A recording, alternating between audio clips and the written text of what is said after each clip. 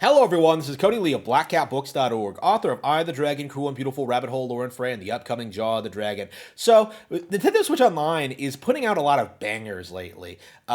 In the recent past, they put out Pilotwings 64, a game that I don't have a lot of experience with, that is actually the last physical game I bought on N64 ever. I think in 2020, I was running out of games to pick up on physical, and like with the release of Nintendo Switch Online, I kind of decided to like phase out like my collecting of N64 games. There's a lot of stuff I don't own, but I'm fairly confident that the vast majority of stuff that I still need to get isn't that good anyway, and then I'm probably better off just waiting for it to be ported to Nintendo Switch Online. I am that happy with the service. So, this is actually the second time I've ever played through Pilotwings 64. I have finished it before on the N64 version, and I did enjoy it. But this is the repeat playthrough. This is me going through the game again and kind of giving an idea of how much I actually like the game, because I do think like playing it for the second time, you can kind of like start to see like where it places on like the Nintendo hierarchy. And in Pilotwings 64's case, it is a game that I think a lot of people have a lot of disdain for. Because it was one of the launch titles for N64, and it was by far the more poorly received one. The other being Super Mario 64, which of course is one of the best games of all time, and is really something that nothing can compete with. However, unlike a lot of other N64 Nintendo launch titles, I think Pilotwings 64 kind of suffers from the fact that like it doesn't feel like it does anything innovative or new. Like for most Nintendo franchises, like going to 3D was like a big deal, right? We had like Ocarina of Time, we had Star Fox, we had like new IPs like Banjo Kazooie, GoldenEye was a big deal. Like all these games were coming out in N64 that were like fully 3D for the first time ever, right? Like basically every new IP on N64 was 3D, and most of them were really well received because of that. But Pilotwings is kind of unique in that respect, in that like it was part of a 3D franchise already. That's right.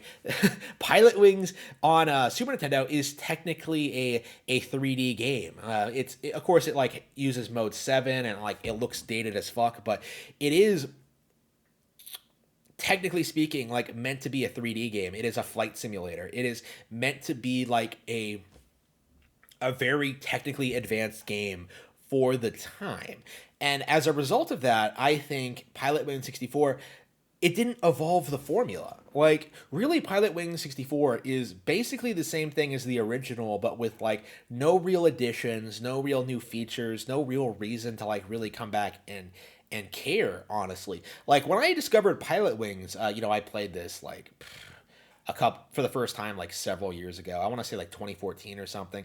Like I found myself like really surprised at how like entertaining it was to go through these tests, how challenging they were, how many curveballs the developers threw at you, and the surprisingly intense ending. Like I am a fan of the original Pilotwings, but 64, and I think by extension its sequel, Pilotwings Resort on 3DS, they really suffer from this inability to kind of like grow its concept. Like it really is just the same thing over and over and over again. Like fly through these rings, land on this platform.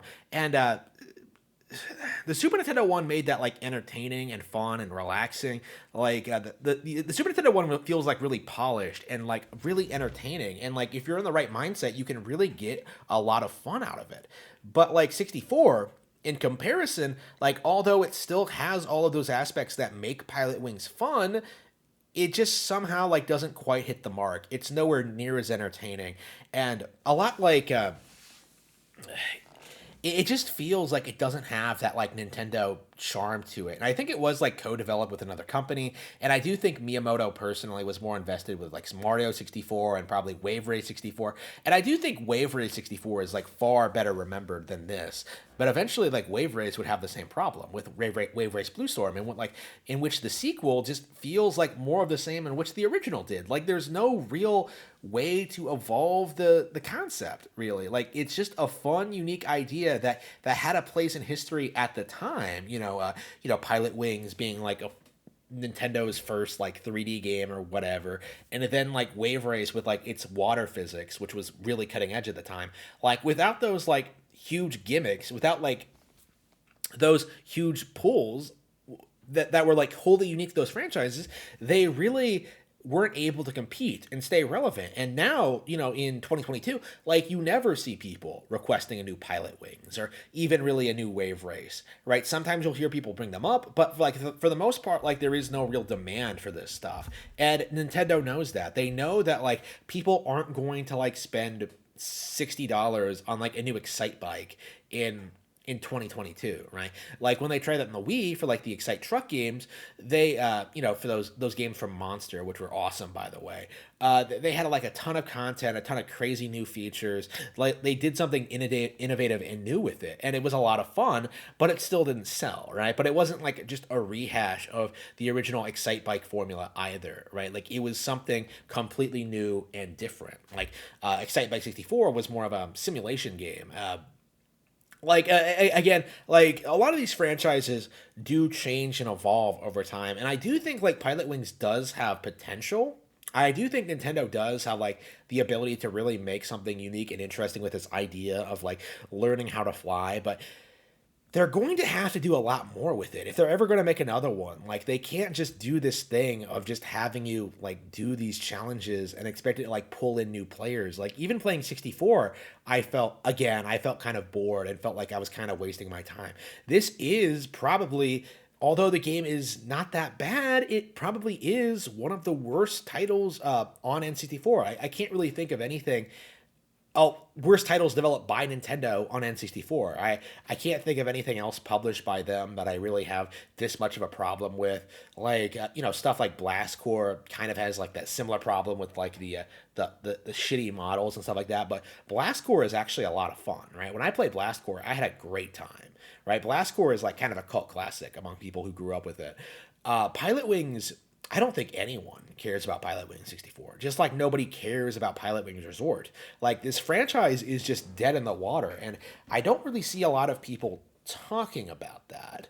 Like not really. I don't think it's a franchise that people miss. And honestly, much like Ice Climbers, much like Excite Bike, much like Wave Race, I do think it is very, very much warranted.